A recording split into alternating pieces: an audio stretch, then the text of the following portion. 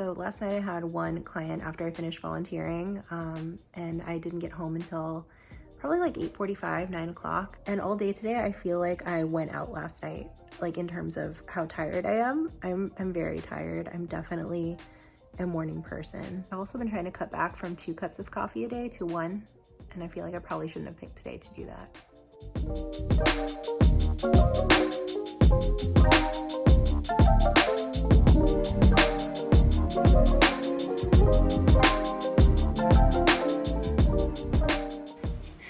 Okay, so I want to start by saying I was in a bad mood yesterday. Like, I was in the kind of bad mood that like you wake up in the middle of the night and you're still in a bad mood.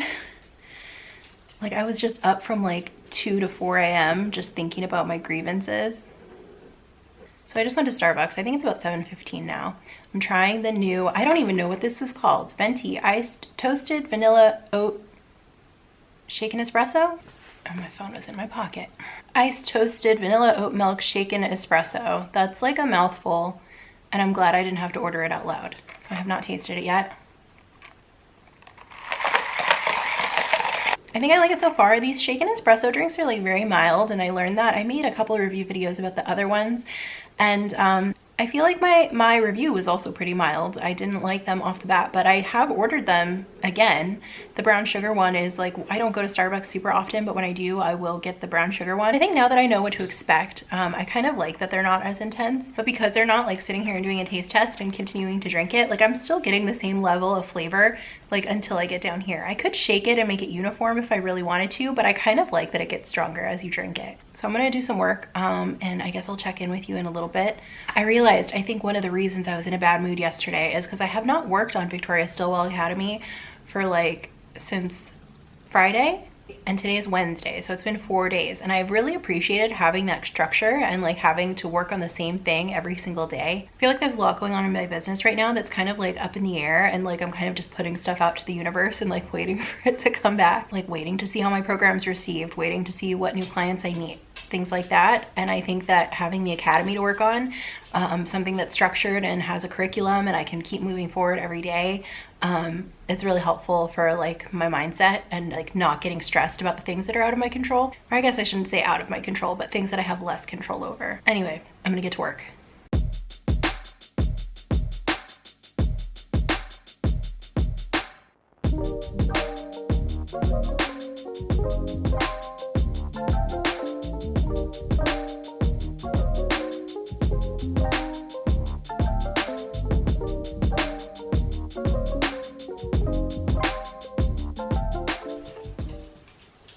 Okay, so Bruce, what you doing? What are you? Oh, he smells my lunch. Okay, so I'm done with my coffee. I'm gonna wrap up my last little bit of studying and then head over to work. Do you want to come over here? Okay, so the verdict on, if you're gonna keep wiggling, you can't sit here. Okay, so the verdict on the coffee was that it was pretty good. I would say it was like surprisingly similar to like their regular lattes, I think, just a little more mild, not quite as intense, I think partly from the blonde espresso. And it still did that like gradient thing where it's like stronger at the bottom and like more mellow at the top. Obviously, if you want it to be more uniform, you could shake it up. So I'm just gonna finish my last little bit of studying for the morning. I didn't make as much progress as I thought I was going to because I spent like an hour recording like a 3-minute video for my Instagram stories. I was having issues with like stories not saving. I wanted to save them and then post so that they would post in order. And then also they were longer videos, so like it was taking a while to save. And then I found that 1, they were just not saving, and 2, they were not saving with captions. So I kept having to repeat myself and say things over and over. And the more progress I made on the coffee, the harder it took to say what I wanted to say without sounding like a total space cadet. So, but I posted it and I thought it was really interesting. Maybe I'll insert it at the end of this video because I want to talk to you guys about dog stuff, because I want to hear what you want to know more about, whether it's about like my business or my school, or about maybe your own dog or cat. You have behavior questions. So I'm going to say, ask me anything you want to know about any of those topics. And depending on how many questions I get, I might do like an AMA video, or it might just, I might respond in the comments, or I might make a separate piece of content, like if there's a specific topic that you guys want to hear more in depth, and I'll make something and post that like just by itself. But either way, I'll respond to the comment and let you know like which format I choose, so I'm just not gonna leave you hanging. And yeah, I'm gonna post that video clip from stories right here.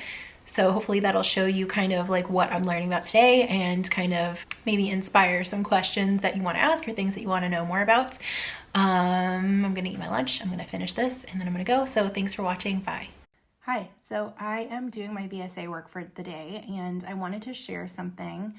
I feel like when I'm taking these classes, there's always two trains of thought going on in my head, and I always have to pause the lectures to like stop and think and process things, because I'm always thinking about like the material that I'm actually learning, and then there's like a second train of thought that is like how it relates to training experience that I've had in the past, and how can I use this to better like explain things to clients and like teach clients things. So what I'm thinking about right now is one of the reasons we don't use punishment as a training tool to teach dogs.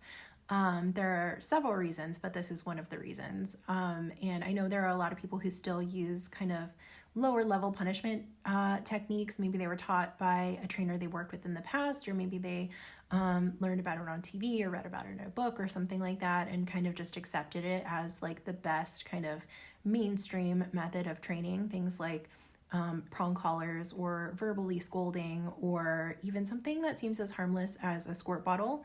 And so I wanted to talk about why that's not the most effective way to teach your dog. This is about to get real nerdy, so buckle up. But I was thinking about the parallels between using punishment techniques that cause low levels of stress in dogs during training and test taking anxiety in humans. And I was thinking about, if you experience even like a normal level of test taking anxiety, you show up for a test, you studied, you prepared, and you sit in that seat and the Scantron is in front of you and your heart's racing a little bit and you're a little nervous and you want to make sure you do it right, you want to do a good job. And maybe you don't get the score that you expected, like that you prepared for and deserved. And then you go back and look at the answers and you see that you got things wrong that you knew, but in the context of taking a test, it just was not in your brain. Like you couldn't recall it. And if you were not under that stress, you probably would have known the information. And so I wanted to learn more about this, specifically about the effects of cortisol and stress on learning. So I did a Google and I found an academic article talking about this in humans. And I mean, I think it's kind of the same for all like mammals, but basically it says that stress can actually enhance learning, but interfere with memory recall. So what does that mean in terms of application? Does it mean that we should punish our dogs while they're learning something to help them learn it better and then lay off the punishment once they know it and we want them to recall from memory? No, it doesn't mean that, because learning a new task is already stressful. It's challenging. So having the challenge of learning something new is going to trigger that low level stress for them. We don't need to add any more stress to it. And then once they already know something, we could be interfering with their ability to recall tasks that they already know by adding in punishment. So this all comes back to homeostasis and the reward system.